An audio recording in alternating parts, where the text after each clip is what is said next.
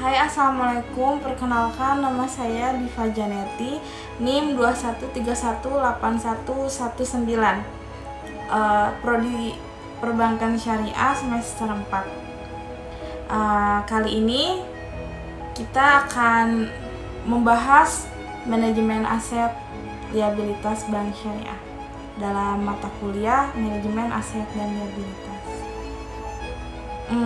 Konsep manajemen aset dan liabilitas bank syariah. Manajemen aset menyangkut likuiditas, memerlukan pembangunan aset-aset sedemikian rupa sehingga aliran keluar dana atau outflow of funds dapat diakomodasikan tanpa membuat penyesuaian dalam liabilitas investasi.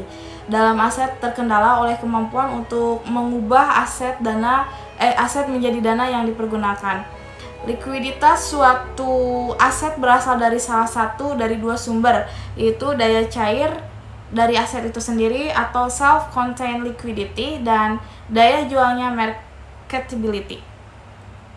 Self-contained liquidity menggambarkan tanggal jatuh temponya aset, sedangkan marketability adalah kemampuan untuk menukarkan aset menjadi uang melalui penjualan aset tersebut kepada investor lain di secondary market.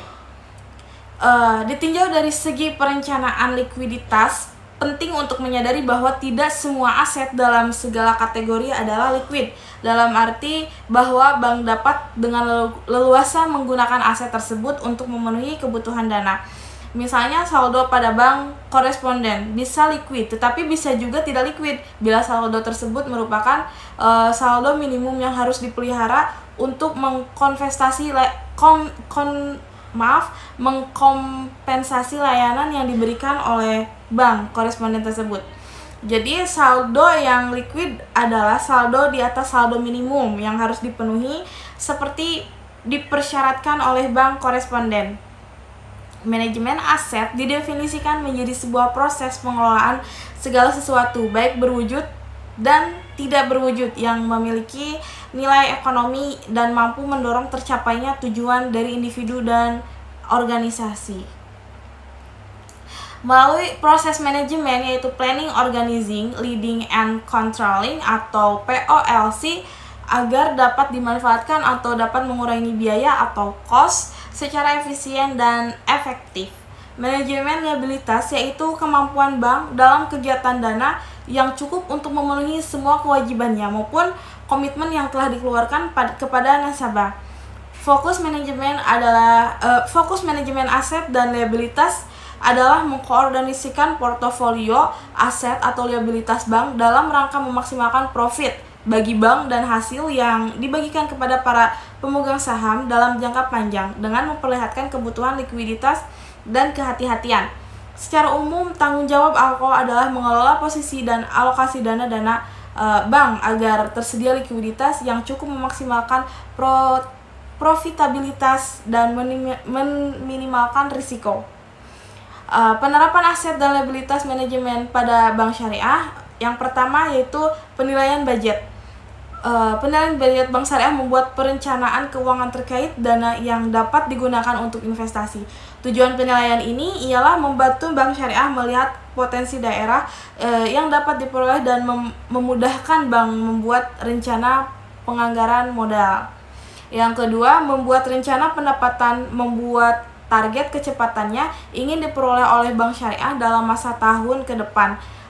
Tercapai atau tidaknya target ini tergantung lagi pada kinerja mereka di lapangan. Yang ketiga ada penilaian kinerja investasi pada masa lalu. Digunakan oleh bank syariah untuk memprediksi kemungkinan-kemungkinan yang akan terjadi atas segala kebijakan yang diambil oleh pihak bank. Selain itu, bank juga dapat mengetahui risiko-risiko yang mungkin akan dihadapi di masa yang akan datang, sehingga dapat meminimalisir atau diantisipasi sedini mungkin. Yang keempat, memantau distribusi aset dan liabilitas bank.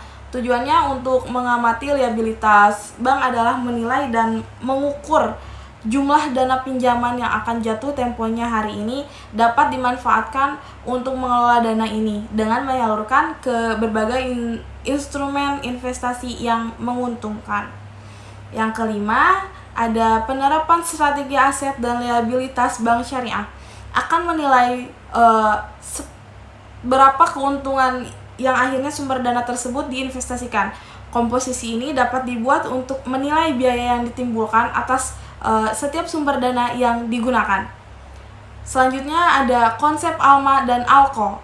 Keberhasilan Asset Liability Management atau ALMA tergantung pada koordinasi serta partisipasi seluruh bagian-bagian yang terlibat dalam komite untuk menangani masalah-masalah yang akan terjadi yang akan menjadi tanggung jawabnya.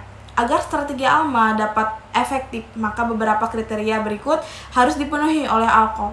Yaitu yang pertama, semua anggota ALCO harus terlibat dan mengerti bahwa strategi ALMA adalah strategi yang menyeluruh dari aset dan liability. Yang kedua, semua anggota ALCO terlibat dalam pencapaian anggaran yang direncanakan.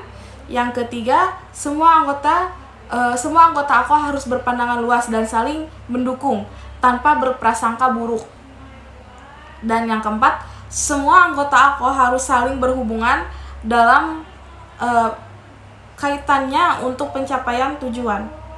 Yang kelima, ALCO harus merupakan keterpaduan dari seluruh kegiatan pada seluruh bagian yang ada di bank. Yang keenam, semua bagian harus mempunyai sistem yang mampu memberi informasi yang tepat, terbaru dan tepat.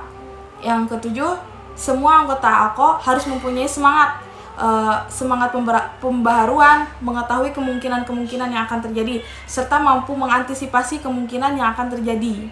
Dan yang terakhir, yang kedelapan, semua anggota ALCO harus saling berpandangan luas dan saling mendukung tanpa berprasangka buruk. Baik, terima kasih atas perhatiannya. Wassalamualaikum warahmatullahi wabarakatuh.